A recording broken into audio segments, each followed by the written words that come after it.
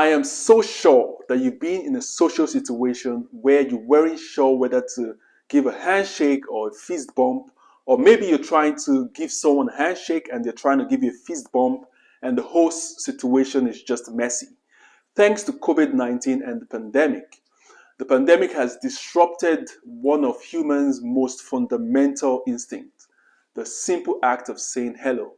Hi, my name is Solomon, and in this video, I'm going to compare the handshake and the fist bump. I'm going to talk about the future of handshake, and I'm going to talk about what you can do to prevent the handshake fist bump confusion that normally happens during social situation and social interaction. The handshake is a global tradition for greeting that dates back to ancient Greece. And in fact, the very first handshake was documented in the writings of ancient Greek philosophers around the 8th century. It was a gesture of peace and a gesture used to pledge allegiance. And in medieval Europe, knights used the handshake to show that they weren't armed with a sword or a dagger or a knife. And that is why several artworks, several sculptures depict the act of handshake. They call it the dexiosis, which means giving someone the right hand. And over the centuries, the handshake evolved beyond the boundaries of Europe to America and to other parts of the world. And then over the years, the handshake became very common as a gesture for greeting, for saying goodbye, for saying thank you in business settings, in diplomatic agreements between world leaders. It was used to show good sportsmanship. The list goes on. And this was the tradition for decades. This was what we are used to for decades. But then COVID happened. The pandemic happened and the entire world shut down in 2020. We were all mandated to stay at home. And on the news, they announced consistently thousands of deaths on a daily basis. Nobody was willing to leave the safety of the home. And when you do go out of your house for any reason, you had to stand 6 feet apart. Nobody shook hands. And when there was a need to greet someone with a physical touch, people went for elbow bumps, for leg shakes, and fist bumps. The handshake was discouraged by medical professionals.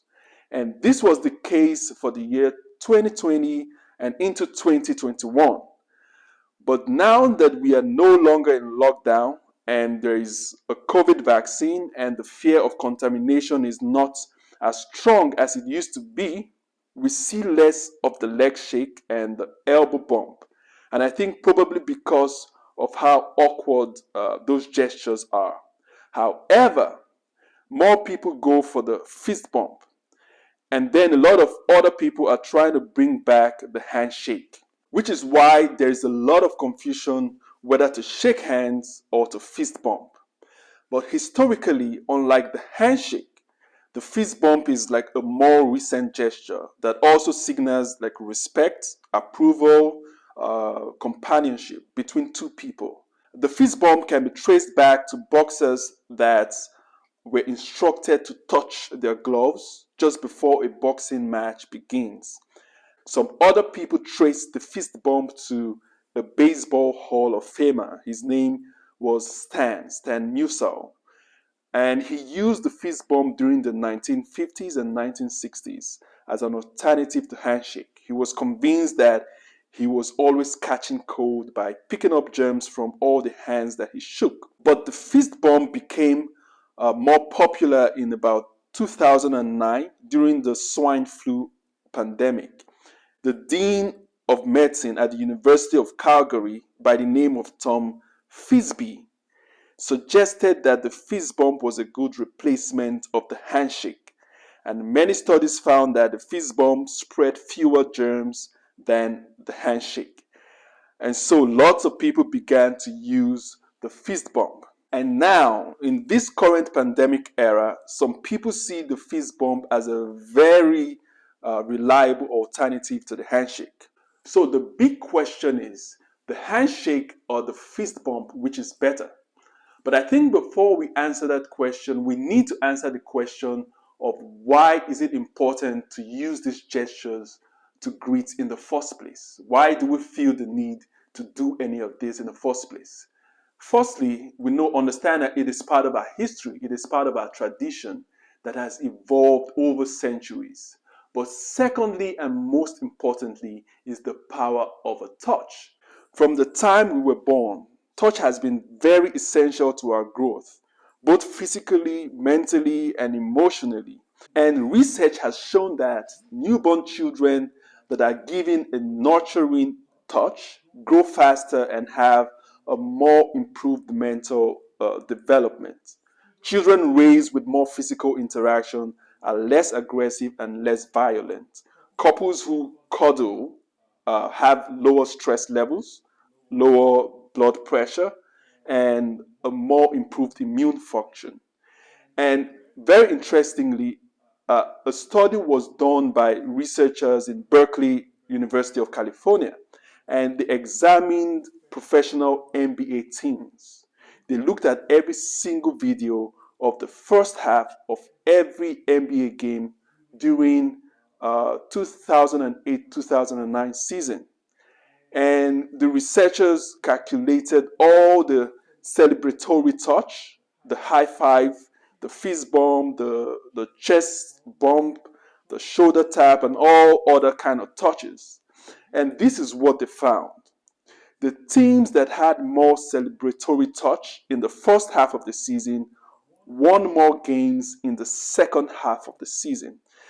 I think this is a very powerful demonstration of the power of a touch. And so, from the moment that we are born, touch plays like a very central aspect of our human experience. And so, we associate touch with comfort and safety and trust, which is why we have that innate desire to make some kind of physical gesture that involves a touch when we try to greet someone, especially for those people that are familiar to us. And now we can go back to the question of the handshake and the fist bump, which is better, with respect to the fulfillment of our desire for a touch. The obvious answer I would say is the handshake, because the handshake creates more opportunity for a touch. The process of the handshake is your skin wrapping around someone else's skin. And some people even accompany the handshake with a hug. Whereas for the fist bump, it's just a quick touch, which sometimes doesn't even feel like a touch. And so, what do you do in a social situation to prevent the handshake fist bump confusion? Here are my recommendations. If you so desire a touch that you prefer to shake hands, be the first to extend your hands and make sure that your hands are very visible so that the other person sees your hand and knows that you want to shake hands. But remember that even if you're the first to extend your hands and even if your hands are very visible, you can still get a rejection by someone who insists on a fist bump. And on the other hand, if you prefer a fist bump, also be the first to extend your hands. And the chances of being rejected for a fist bump is almost non-existent. People will most likely respond to your fist bump, except they don't want any kind of contact at all. And that is not always the case. And for those people who so desire to shake hands, here's my advice for you. When you meet someone for the first time, just try to give them a fist bump because they are less likely to reject you. But as you develop a relationship with them over time, you can transition from a fist bump to a handshake. But on a final note, whether you like to shake hands or whether you prefer a fist bump, humans will always find a way to fulfill that natural desire for a touch. And there you have it. There is the comparison between a fist bump and a handshake. If you learned anything from this video at all, don't be selfish. Please do not be selfish. Share it with your friends, share it with families, and share it with anyone that you think needs to know this, needs to understand this. And if you haven't subscribed to this channel yet, or if you're new to this channel, please do subscribe. I really appreciate that. I appreciate your subscription. And until next time, stay connected.